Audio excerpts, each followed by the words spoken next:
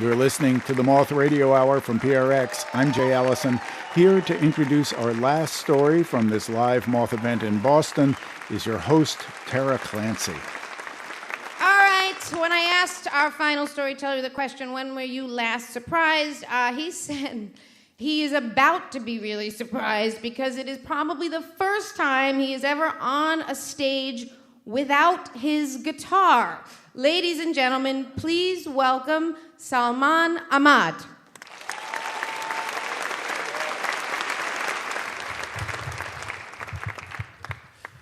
There's an old saying in Pakistan which goes like, that whisper in your heart has strength. It may not have wings, but it has the power to fly. I first discovered that whisper around the age of 6. I was born in Lahore, Pakistan, and there was a family wedding, and at family weddings, there always used to be music. So at this family wedding, a Qawwali concert was taking place. Qawwali music is about unity, sacred union, whirling, trance-like rhythms, hand claps, and joy. So as a 6-year-old, what I remember is my aunts and uncles dancing in a state of bliss, fana, mystical ecstasy, and some of them were throwing money at the musicians. And I thought, that's a pretty good job. But also, I knew as a 6-year-old in Pakistan that my career, or what my mother always said was, son, you can either become a doctor or you can become a doctor. That was not for me. Cut to when I'm 11, my father, who worked in the airlines, he came home and he said, I've got a job offer in Manhattan, and so we're moving 8,000 miles away to New York. And so my younger sister and I, I'm going to date myself now. We said, Ronald McDonald, 13 channels of television, let's go. So we arrive, and the first 2 years in my middle school, I'm the only overweight brown Muslim kid, and I have no friends except for TV and radio.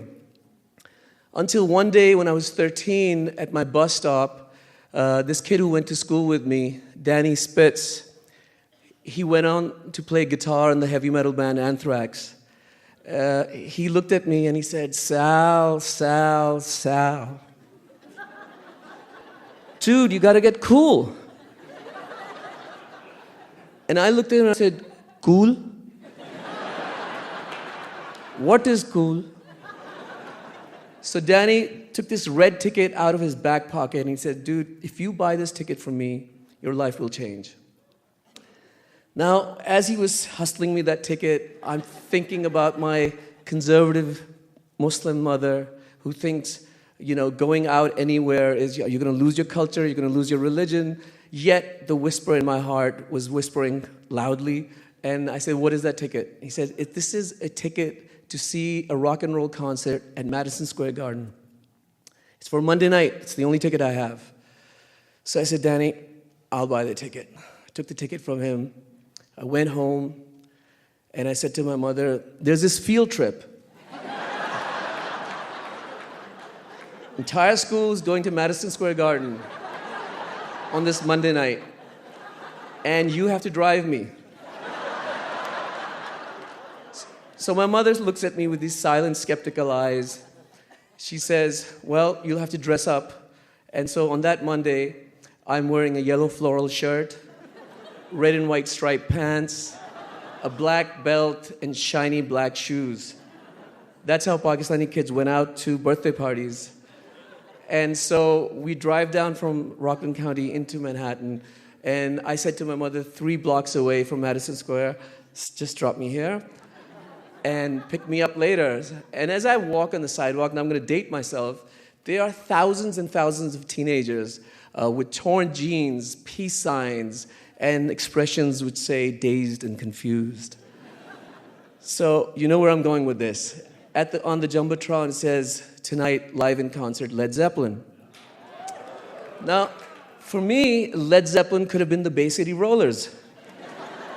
So I walk in, and after about hanging around in this smoky atmosphere with thousands of teenagers who had, these blissful expressions, just like at the Qawwali concert when I was 6 years old, the lights go down, and these 4 musicians come up on stage.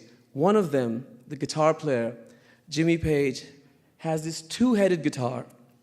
He's got dragons painted on his pants, and these laser lights are hitting him. And he picks up the guitar and he goes, dum dum, da da dum dum, da da dum, da da dum dum, da da dum, da da da da dum, da da dum. And all of a sudden, this almighty roar goes up saying, Kashmir!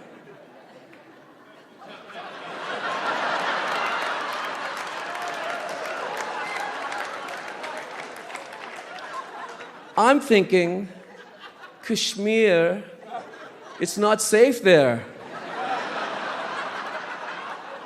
Pakistan and India have fought 3 wars over Kashmir.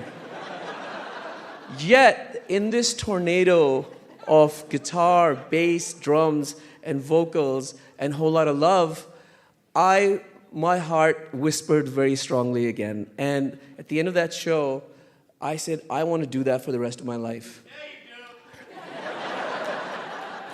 And so I go home, and I said to my mother, can I buy a guitar? And she said, well, if you can save up enough money, you can buy a guitar. So I worked as a busboy, Blauville Coach Diner, saved up $237 to buy a copy of a Les Paul. And once I had that instrument, it was my soulmate.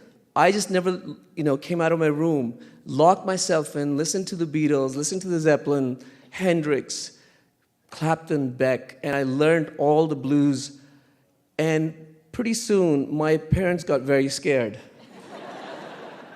One day, a surgeon uncle from Pakistan showed up, and they said, can you go into his room and extract him?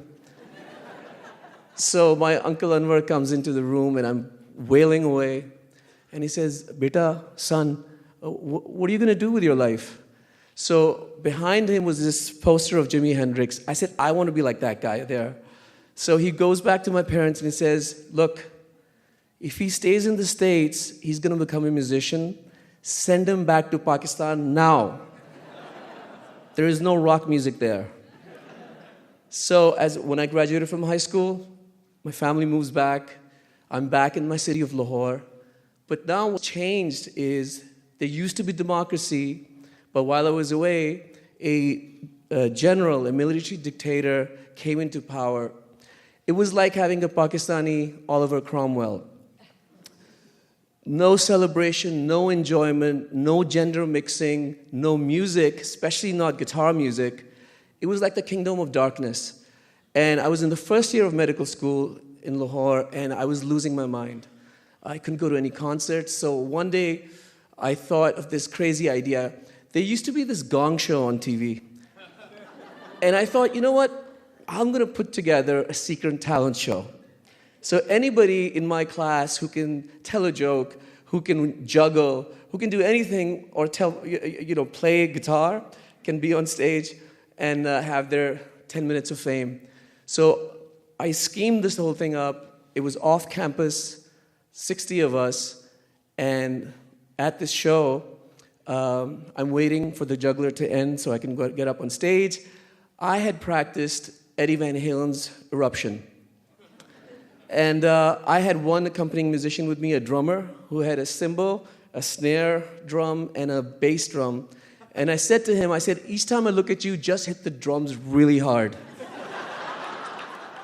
So I go into my solo, and I close my eyes. I'm going to this fast finger tapping, this part of the solo, and all of a sudden I hear these screams. And in my mind's eye, 18 years old, I'm thinking, I am the rock star. This is a little bit like Michael J. Fox in Back to the Future. And the screams get louder and louder, and I'm just enjoying myself until I realize that these screams are not of adulation and admiration.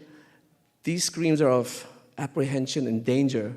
So I open up my eyes, And lo and behold, I see the Taliban.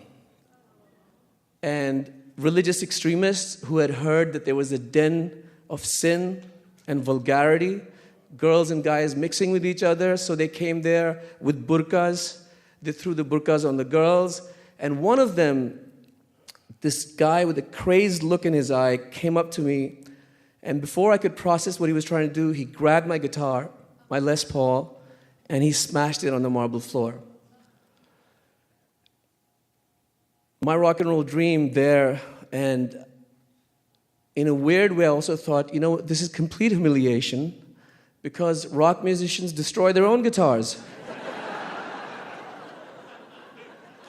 Yet he goes to me, if you ever play that thing again, I will shoot you down. And they had guns. And this was also in neighboring Afghanistan. The Soviets were there. So there was a drug culture, heroin, and a Kalashnikov culture which had filtered into Pakistan. So it was this really scary time. And a lot of students were killed for no reason. And the stark choices I had was either to cave into the fear, give up my passion, or follow my heart. I chose to follow my heart. Now, ever since terrorists have hijacked Islam, they've twisted so many things. For example, suicide is haram, it's prohibited, but there's suicide bombing. Killing innocents is prohibited, but they kill innocents. And the J word, the dreaded J word, jihad, which actually means to strive, to lift yourself up, to lift yourself up and to lift society up, has been now conjures up these images of violence and extremism. So I decided, while I was in medical school, I was going to wage a rock and roll jihad, a struggle to play my music. And I started several clandestine underground bands in Lahore, two of which, Vital Signs, became the biggest band in Pakistan. And the one I founded, Junoon, which means uncompromising passion bordering on madness. In other words, crazy. That band became the biggest rock band of South Asia. I found myself, thank you. In 2008, I took Junoon to play the first ever rock concert in Kashmir, despite death threats from militants. I played at the Nobel Peace Prize ceremony, and I'm here to tell you the story at the Moth. Thank you.